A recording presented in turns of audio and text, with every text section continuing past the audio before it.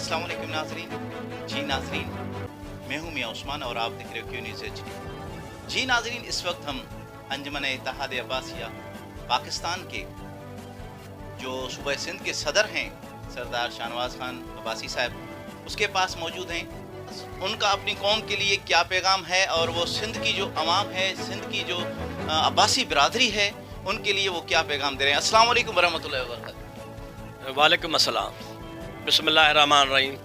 तव्हां जी साईं महिरबानी जो तव्हां मूंखां पंहिंजो सिंध पंहिंजे बिरादरी जे हिसाब सां सुवालु पुछियो आहे। ऐं हिन वक़्तु असांजी के 12-14 सालनि खां वठी मदीने वारे साईं जे उमिरनि जी ॾाढी ख़ुशी थींदी आहे। उते वेंदा आहियूं ऐं उतां मदीने वारे साईं वटि पंहिंजे मिठड़े मोहम्मद मुस्तफ़ा उम्मत जे लाइ दुआऊं घुरे वियो। असां बि अर्ज़ु इहो अलाह साईं खे रखंदा आहियूं त मालिक साईं मिठड़े मोहम्मद मुस्तफ़ा जे उम्मत खे नमाज़ी बणाए, तजदी बणाए, दुरूद सलात पढ़ण जो उन्हनि खे आदी बणाए ऐं पाण में जेके हिते इंसान उहे मोहबत प्यार कनि, जंहिंसां मोहबत प्यार जॾहिं इंसान ज़ात पाण सां करे थी त अलाह बि उन सां राज़ी आहे।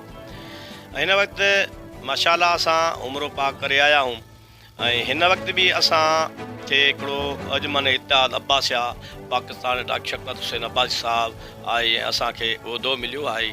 ऐं हिन वक़्तु असां पंहिंजे बिरादरी खे ऐं पंहिंजे बिरादरनि सां जेके सभु बिरादरियूं असां सां कठे आहिनि ऐं गॾु आहिनि ऐं सभु उन्हनि जे लाइ असांजो इहो पैगाम आहे त पाण में मोहबत बदी ऐं एको ऐं पाण में हिक ॿिए खे वेझो कयो।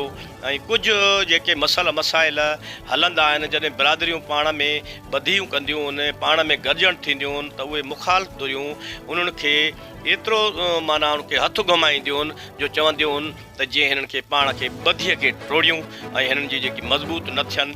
ऐं इहे शयूं हर इंसानु असांजे बिरादरनि जा जेके बि लाॻापियल आहिनि, अब्बासी कलोड़ा सभु बिरादरियूं जेकियूं बि आहिनि, उहे एतिरो सोचनि त इहे असांखे छिड़ विखिड़ करे विढ़ाइण जी कोशिशि था कनि ऐं जेको आहे सो पोइते करण जी कोशिशि था कनि। अॻु में बि असांजी बादशाही क़ौम हुई ऐं बादशाह बि थी गुज़रिया, फ़क़ीर बि थी गुज़रिया, उन्हनि खे बि ईअं हटाए वियो त घर में सौटाणनि में झेड़ा कराए ऐं मसइला कराए उनजी तनज़ीम खे टोड़े वियो हो।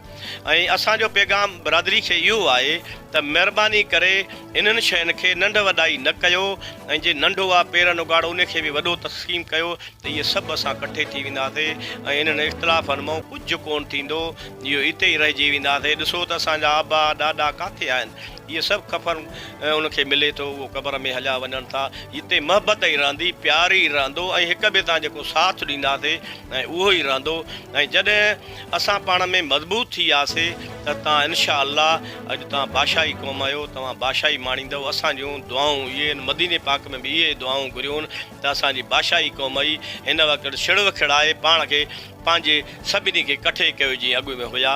महिरबानी। हिन वक़्तु ताईं जेके असां पंहिंजे बिरादरी में हालात ॾिसूं था ऐं जेके मसल मसाइल आहिनि, फ़िलहालु असांजी जेकी सोच आहे त पंहिंजे बिरादरी खे कठे कयूं ऐं मज़बूत थियूं। जॾहिं असां बिरादरी में उहा सोच ऐं सम्झ ॾिठीसीं त असां जिथे बि जेके बि असांजे बिरादरनि जा जंहिं बि बिरादरी सां लाॻापियल आहिनि, को फंस लीग सां आहे, को मुस्लिम लीग सां आहे, को पीपल्स पार्टी सां आहे, त असांजो जेको पैगाम आहे त असां पाण में पंहिंजो इतिहाद ॿधी करे असां जेको जंहिं बि पार्टी में आहे उहो उते ई हुजे ऐं उन सियासी माण्हूअ वटि उतां जे इलाइक़े जी उहा बिरादर गॾिजी करे ऐं हुन खां पंहिंजो जेको आहे सो हक़ु घुरण जी कोशिशि करे त साईं असांखे टिकेट ॾियो ऐं या असांखे कुझु न कुझु जेको आहे सो उन में असांखे अॻिते कयो त उहो बहितरु थींदो। जेकी असांजी सोच आहे, असांजी बि हिन वक़्तु पंहिंजी जेकी सोच आहे, माशाअल्लाह असांजी बिरादर बि गॾु आहे, ॿियूं बिरादरियूं बि असां सां गॾु हिन ज़िले ख़ैरपुर में बि असां मज़बूत आहियूं।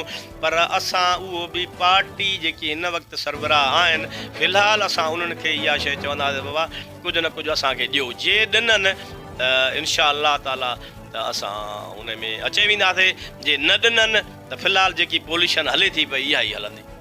माशाअल्लाह।